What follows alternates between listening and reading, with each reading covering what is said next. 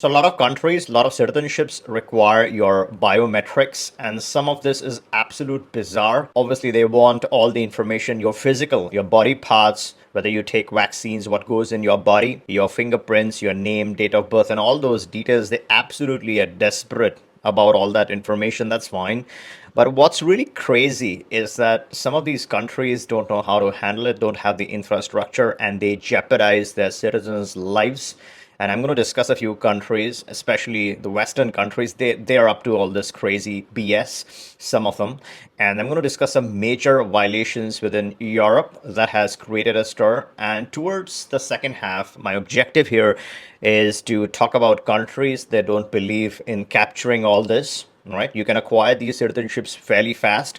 The passport does not collect biometric information. A lot of citizens, a lot of people, global citizens, are interested in such countries, and not to do anything illegal, anything wrong. It's really to have maximum privacy because they want to be a citizen, or they want to identify with countries that keep their privacy intact. Your body parts, whether it's your fingerprints, whether it's your retina, whether it's your facial recognition, you're not interested in letting entities drive this, manage this, or supply this, or share this, or sell this information. You want to keep your body parts private. Now, you're not wearing a burqa, right? But at the same time, you're not even giving your physical prints, right? Starts with one finger, then it's two fingers, then it's five fingers, then it's 10 printing, and then it's your retina, and then it's your hair, and then it's your DNA, and this thing does not stop. Now, first, let's discuss the countries and some of the issues. Now, let's start off with France. Now, France had an issue with illegal retention in national fingerprint database.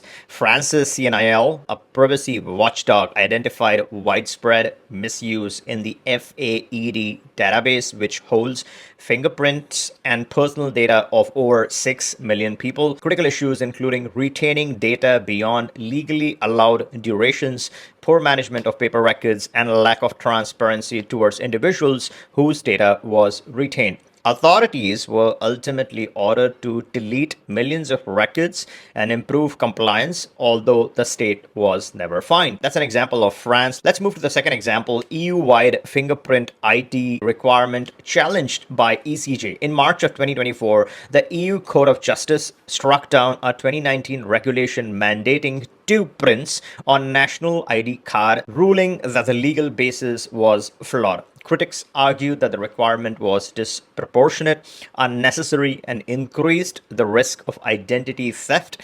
Member states must phase out the fingerprint rule by December 2026. Number three, UK accessing Schengen biometric data illegally. UK authorities were found to have copied biometric fingerprint data from Schengen databases, violating rules on data sharing. This exposed sensitive information on 500,000 non-EU individuals, shared reportedly with contractors and subject to potential US government access. Number four, discriminatory use of mobile fingerprint scanners in the UK. Hundreds of thousands of mobile fingerprint scans were conducted by police in England and Wales, disproportionately affecting Black Britons.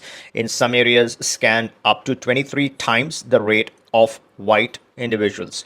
Civil rights groups warn these tools reinforce systemic bias and bypass meaningful safeguards. Fifth example, covert biometric surveillance in Czech Republic. Czech police reportedly used biometric facial recognition tools by uploading images to link with identity and travel databases without public knowledge or legal approval. The system allowed instant identification and access to sensitive personal data. Now, once the biometrics are captured, it's all up for use, misuse, and all that kind of crap. Eventually, there are no fines and they are let loose because guess what? They're the government. Whatever they do is right, and you could be compromised. And that is the reason why a lot of citizens, a lot of expats do not wish to be 10 printed. They want to maintain their privacy. Now, what are some of the citizenships that don't 10 print you? They don't use your biometrics, biometrics free citizenship. As of today in 2025, there are three citizenships that do not require this whole biometric nonsense.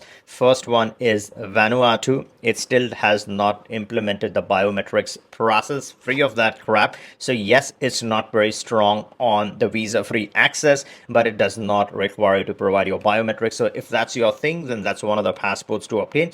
It, in my opinion, is the cheapest living CBI out there, because you do get back the investment component. This is a true combination of donation and an investment component that you recoup in 4 years.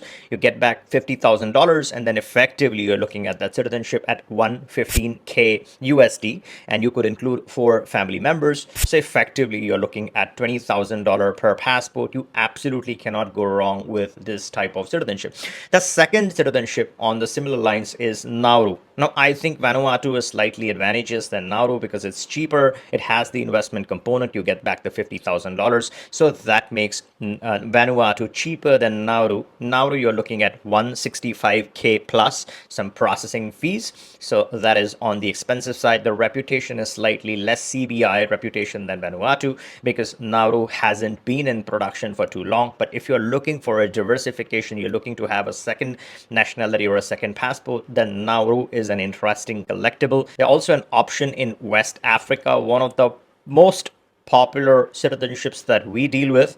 Again, it's confidential. The name cannot be disclosed because this is not a CBI. The moment the name is disclosed, this is subject to attack, and that's why it's a confidential private citizenship by exception. CPLP, ECOWAS. So you have a couple of options there, and discrete options does not believe in grabbing your biometrics unnecessarily. So these are under your control. You have more control over your passport. It's private. It does not violate your rights. It does not thumbprint you. It does not 10 print you. None of that bullshit. And our liaison has direct license for any of the programs that I'm talking about. So if you are interested in striking this at the best possible deal, we can get you one of the best deals that you would not otherwise find most places. And the speed is important for a lot of our clients, and we prioritize speed over anything else. Your option should be in your pocket either in 30 days, 60 days, or 90 days based on which program we are talking about. And if you are interested, you can always click the link, book a call. We can discuss what are the pros, the cons, the advantages and disadvantages of each option, and immediately get you started with that option so that you have your citizenship in the next few weeks. And if you want to subscribe to the channel, make sure to turn on the bell notification and subscribe, because the moment there's any change to any of these programs, you will be the first one to be notified if you are subscribed. And if you like this video, give me a thumbs up, and catch you in the next one.